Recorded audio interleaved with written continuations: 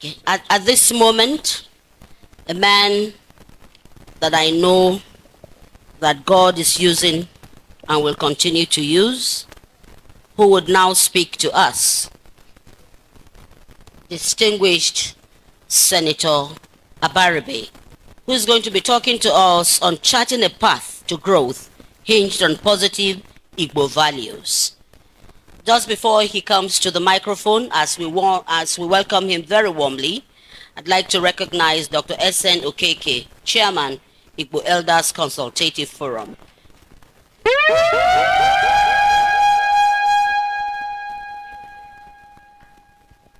I've been accused that I did not recognize my brother. Is that true? Senator, SP at 37. Pious, I am. Yes, it cannot go. I'm from Abia.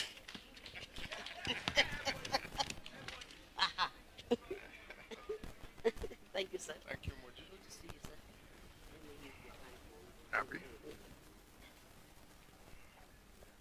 Thank you very much, Moji. And let me stand on all the elaborately established protocol which you did. I'm very glad to be here for Nkata Ndị Inyom. And you have given me a task. And let me first plead allocutus this morning that everything I say, just blame it on me. Don't blame it on any other Igbo person. That's number one. Number two, I'm going to say things that are going to be very uncomfortable for us, Ndigbo. And I will wish that you all please bear with me, because sometimes Ndigbo si na aga ekwu eziokwu ga-egwu onye eze na ga ekpuru nkata n'ishi gwa ya okwu. But ọ bụrụ nkata ka mkpugbu a nkata ndị inyom ka ahụ nkata ka anyị bịara. Udo dịrị unu.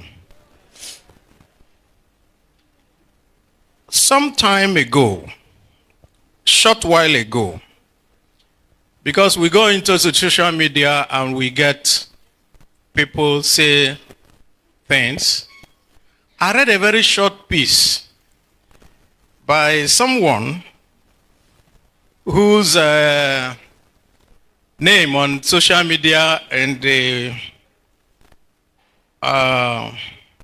group, he called himself John Doe. Of course, John Doe means a nobody. But he said this. He said, most of the Yahoo boys are encouraged, protected, and supported by their mothers. I do not know whether this is true, but that brings us to what we want to talk about here, about Igbo values. As mothers, if you stay and you know that your son or your daughter comes home with things that they do not work for or deserve, and you encourage it, and you go to church, and you go ahead and pay tithe on that illegal money, then what you're doing is that you're desecrating the land. And so this morning, we want to look at things, what we were known for, our values. What are these values?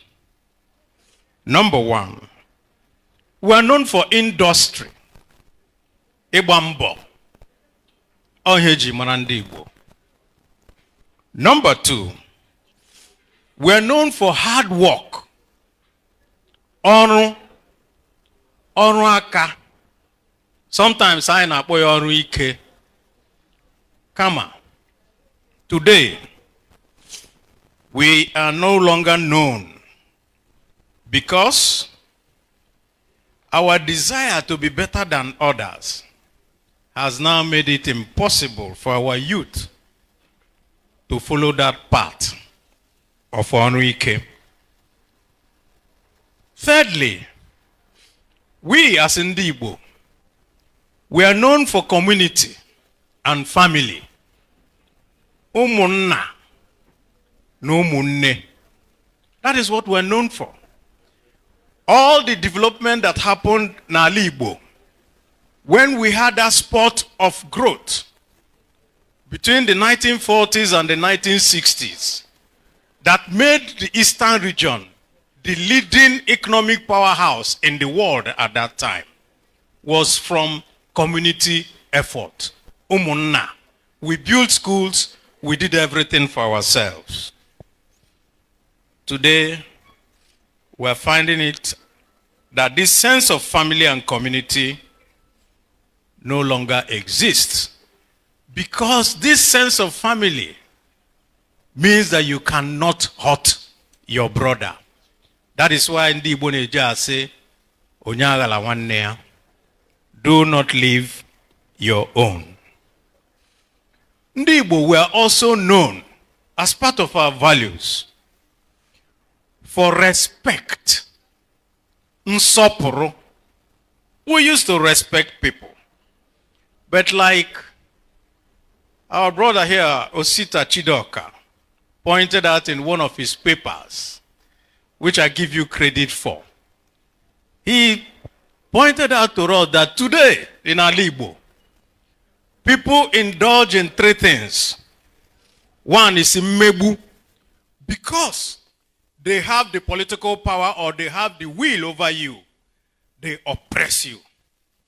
The other one is Mbare, because they see that they can get away with anything, they insult you and do anything to you. That is what we see in Igbo. And of course, the third one is Nkare. That is, at every point, they want to show you that they are much bigger. And when people have political power, they use that the most. That is why, when people have political power in Igbo, instead of doing the road for the community, they will not do it because their enemy is there, or the person who went or who challenged them in the political contest.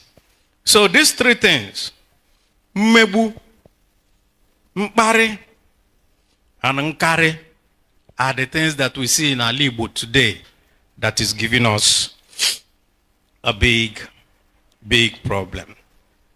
Another value that Ndigbo used to have was amamihe, education and knowledge. Education and knowledge was the fundamental underpinning of the Igbo person. And every one of us strived.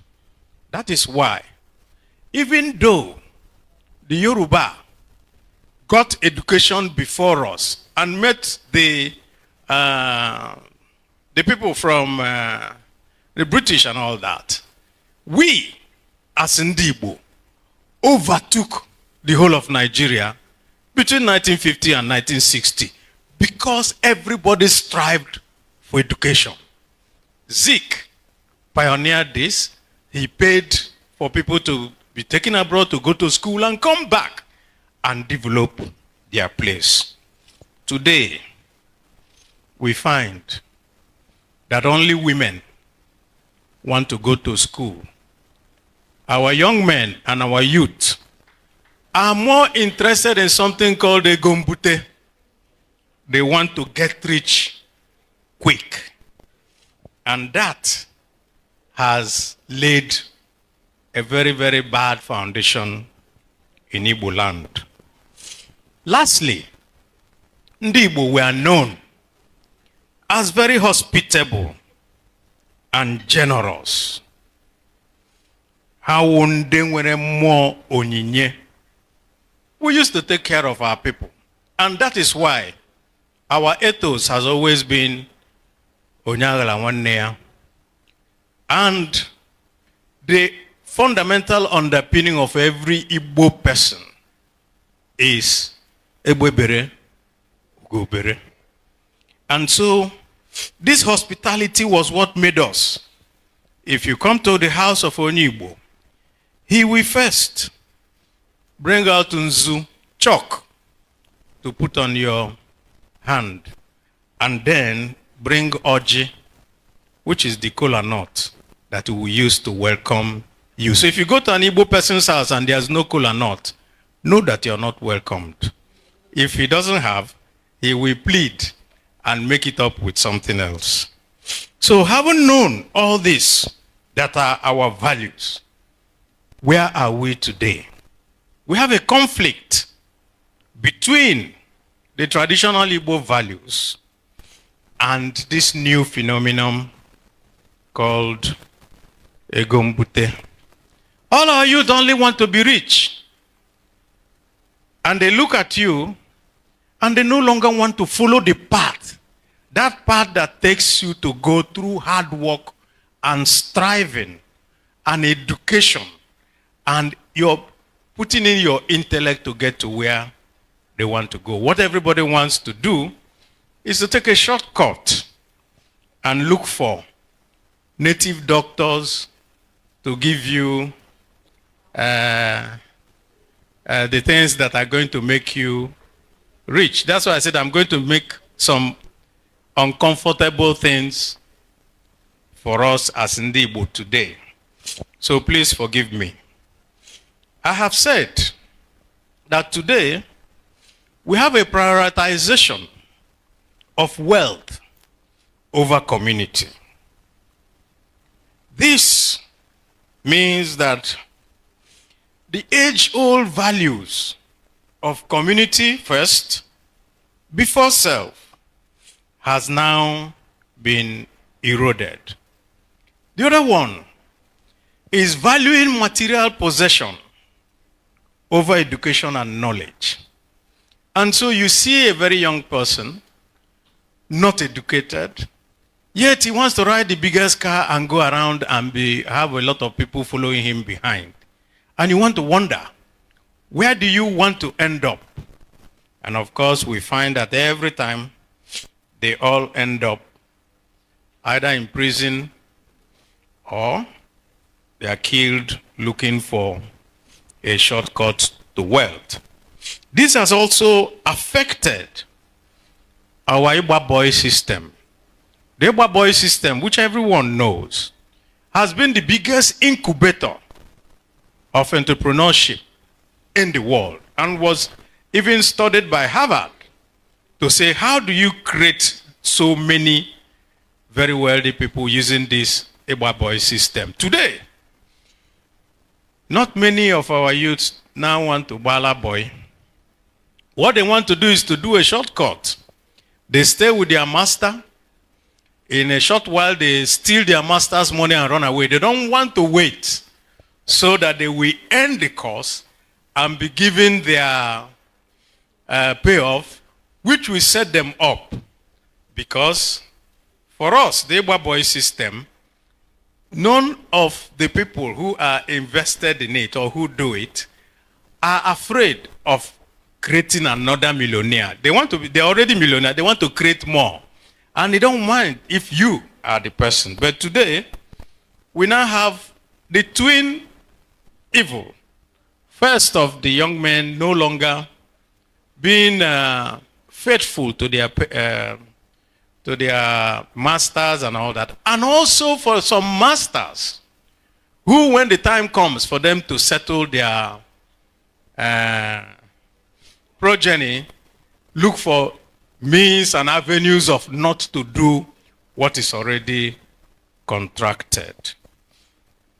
Thirdly, we now emphasize individual success over collective progress. Prior to this time, at the time we all were going up, we all knew, of course, that there were some leading lights, but everybody was happy. Let the whole Igbo be moving. Right now, all we have are everybody will want to stand on his own. And so when we stay in silos in this way, trying to be individualistic, brilliant, we find that we fail collectively. So when we come together politically, we find it difficult because everybody will say, if not me, I shouldn't be another person. And so today, we have, encompassing all this, the rather very sad part for Ndigbo, where we seek external validation rather than self-contentment. And so our people, instead of waiting and making sure that we are doing things for Igbo and doing things for ourselves, we want to go and look for somebody from outside to come and tell us who is our leader, who will come and point out to us who are going to make governor, who is going to point out to us who are going to make senator, and so forth. And that is not good for Igbo.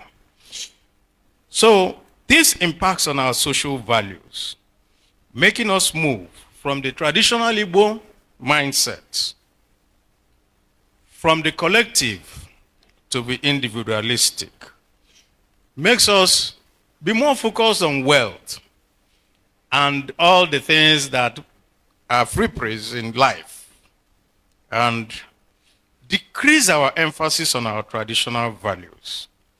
And so with these few words, I want to suggest a few things for us. And let me also say that this paper that I'm abridging, Nkatandiyom already have it, and so if you want it, they will send it to you. We have to reconcile our values so that we can sustain the development of our Igbo.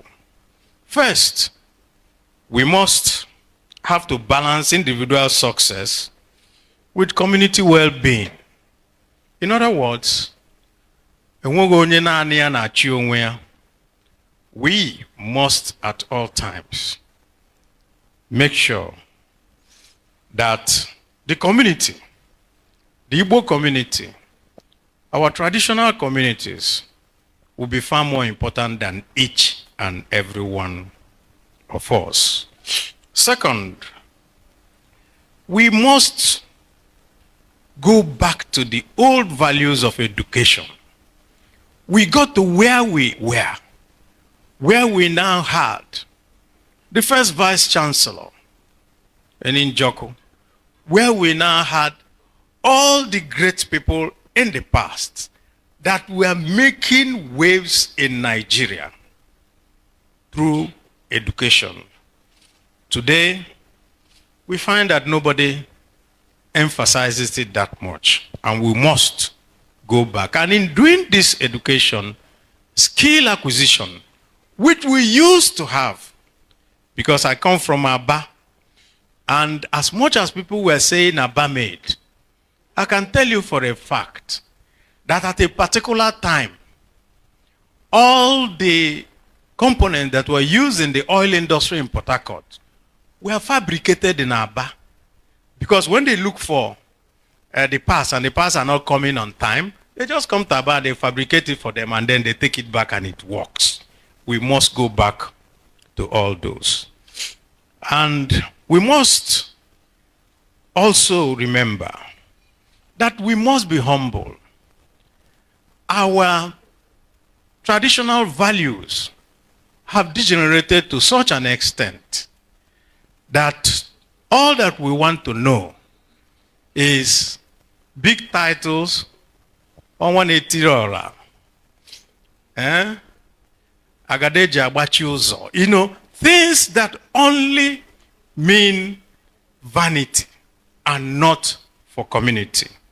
We must go back to have respect for our leadership, to have respect for our elders, and also to continue to do the right thing for all our people.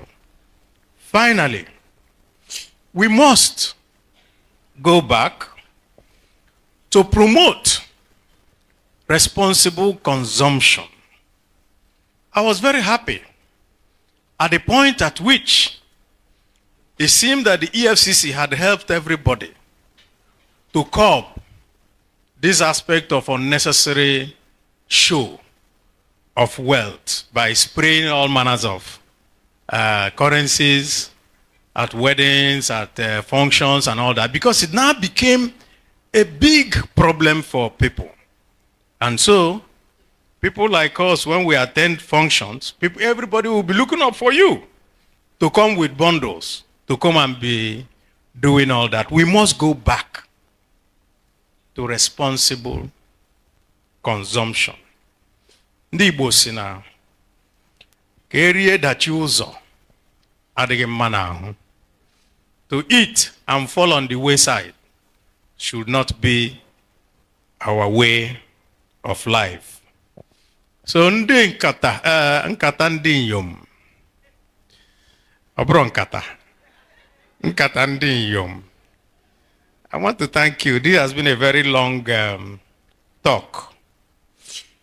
But I will go back to one example of humility that was also pointed out by our brother Osita Chidoka. And he referred in his paper, that paper leading by example, I think he will remember it now. And he said that the late, the former FCT minister, Mama Kotangora, was sent to Zaria to become, I think, an administrator. He was sole administrator. This one that they are fighting for now to be vice chancellors, and people are even forging credentials to go there. At the point that he was there, he stuck to all the policies that were supposed to be there, that at the end, he never needed police escort. He never needed army escort. That whenever he comes to the campus, he will walk around alone, and the students will be very jubilant and also praising and walking around with him. We want to ask ourselves, how many of our people today can walk around in their places without having a battalion of soldiers around them? They won't. In the heart of the city where stories unfold, Njenje Media TV shining bright and bold, bringing news from the corners of the globe, connects us together no matter the road.